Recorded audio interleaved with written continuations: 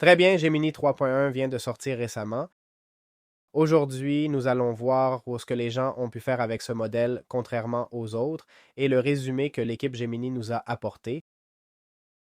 Il faut dire que dans le document que Gemini nous présente sur le 3.1 Pro, on ne parle pas vraiment beaucoup du programme en lui-même.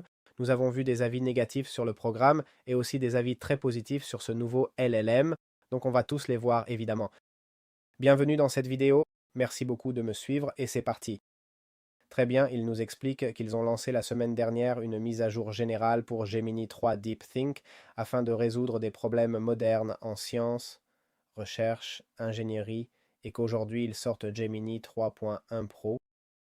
Il est déjà disponible sur Google Antigravity, CLI et toutes les plateformes liées à Google.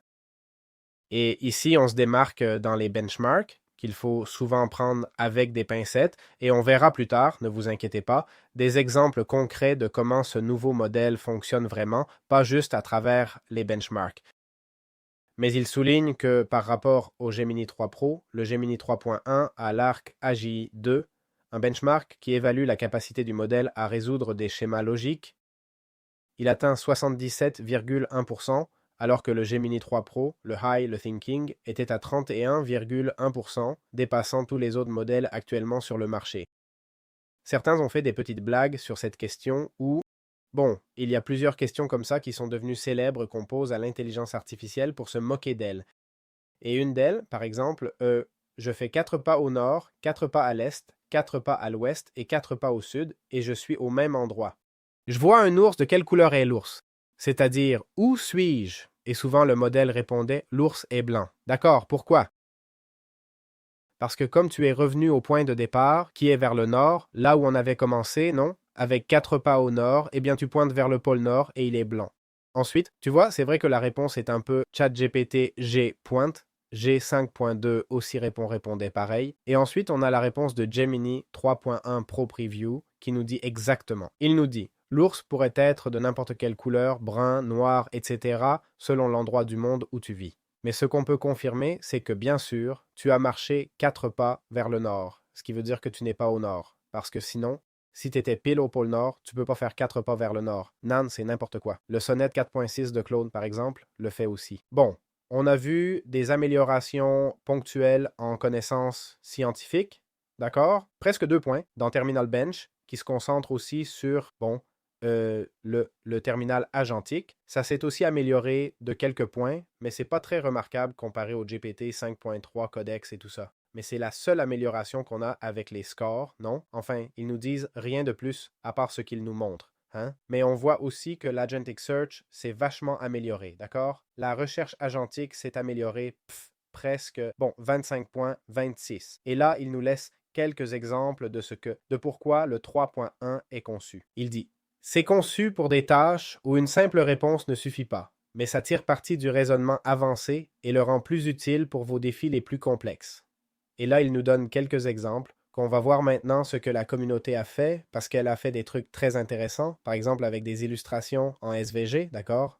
Où il nous montre, comme on le voit, des animations SVG de comparaison entre Gemini 3 Pro et Gemini 3.1 Pro. Clairement, il y a une différence. Il nous montre aussi le canvas, qu'on va aussi voir les dingueries que les gens ont faites, parce que vraiment, vraiment, c'est incroyable. Et là, bon, ça nous fait un petit planisphère avec un traceur ISS, voilà. Ensuite, là, on a une simulation d'oiseaux, et puis, ben, des pages web. Tout ça, on va le voir par des gens qui l'ont testé, et pas forcément par eux. Et bizarrement, ils nous ont rien dit de plus. Juste ça, et ils ont sorti un sacré modèle qu'on va regarder ensemble. Regardez, moi par exemple, ici je lui ai demandé de me faire un SVG de l'animation de, ben je sais pas moi, du logo de Google en train d'être créé, d'accord? Et ce qu'il m'a mis, c'est ça ici, d'accord? C'est ce qu'il m'a généré. Bon, c'est pas terrible, d'accord? Ensuite, j'ai voulu utiliser le même prompt qu'il nous montre avec cette boîte qui se monte. Et là, j'ai l'animation de la boîte qui tombe, se monte, bon, et puis le check. C'est pas terrible non plus. J'ai vu aussi quelques plaintes comme quoi de gens qui avaient testé Gemini 3.1 Pro et se plaignaient qu'ils réfléchissaient trop. Un problème qu'on voyait aussi dans ChatGPT 5.2 Thinking, c'est qu'en utilisant beaucoup d'agents, ben ça devient plus lent, non? Au final, entre les connexions entre eux. Mais après avoir cherché un moment, là, il y a les premières critiques superficielles. J'ai commencé à voir des trucs qui m'ont vraiment plu. Et on va y aller à fond et je vais vous montrer, regardez ce projet ici. L'utilisateur LightVelox sur Air Singularity a posté ce projet de jeu d'exploration. Le gars dit, ce n'était pas un one-shot. Ça a pris une vingtaine de prompts, mais bon, les premiers c'était pour corriger des bugs, changer la forme du vaisseau et améliorer les contrôles. Je ne sais pas si l'utilisateur l'a fait avec Google AI, Studio Google ou avec Canvas. Bon, en regardant un peu l'interface, eh bien, on voit que c'est incroyable. Mais regardez comment il charge le monde et tout. Ça a vraiment l'air d'avoir été fait avec Canvas, hein, je vais pas vous mentir. En regardant un peu tout ça, que rien ne peut tirer et tout. Et si ça vous semble impressionnant, attendez, parce qu'ici un autre utilisateur est apparu, Glittering Neck, dans le même Singularity, où il dit bon, j'ai utilisé Gemini, Canvas et tout, et je jouais avec le son. Et regardez le son de Canvas lui-même, hein, regardez ce qu'il a fait. Il a fait une animation initiale du jeu lui-même. Ensuite, il a commencé à voir le truc des SVG, d'accord? C'est au final du Canvas ou du code et tout. On nous avait montré quelques SVG. Oh là, ça se voit mal, non? Quelques SVG ici en exemple. Mais ensuite déjà, hein, d'autres nouveaux comme celui-ci ont été générés, d'accord? Là, on parle déjà de trucs plus avancés. Je veux que vous compreniez que ça, bien sûr, c'est que le prompt ici nous est vendu comme générer un SVG animé d'une grenouille sur un vélo vintage Penny Farthing Bicycle. Voyons, j'ai vu des gens l'essayer et bon, ces résultats, je ne les ai pas vus, d'accord? Je ne les ai pas vus. Non, enfin, je les ai vus, mais pas juste avec un prompt, d'accord? Ça aussi, il faut être honnête. Aussi, évidemment, comme ils ne nous disent pas quelle interface ils utilisent et tout ça, j'ai aussi vu cet utilisateur qui a publié ça. Le prompt dit fais une animation SVG d'un bâtiment en construction. Temps 270 secondes. Utilise 27 000.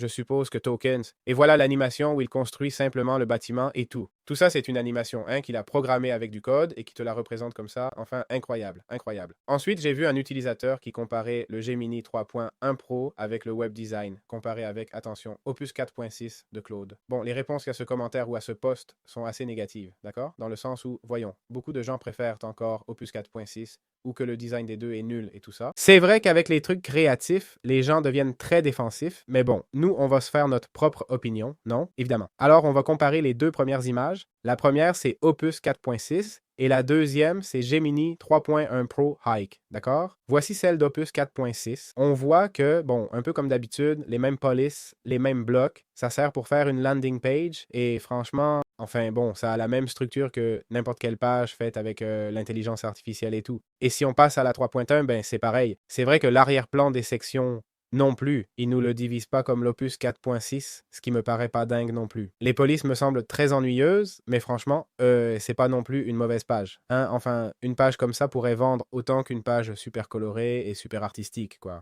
J'ai vu que dans les commentaires, beaucoup de gens se plaignent du design du site, et souvent, ce qui fait qu'un site, converti ou non, c'est le design, mais pas le design artistique en tant que tel, plutôt l'emplacement du bouton. Par exemple, sur les deux pages, on voit qu'il n'y a qu'un seul bouton, ce qui est positif, et en plus, bon, dans le cas de Gemini 3.1, il est au centre.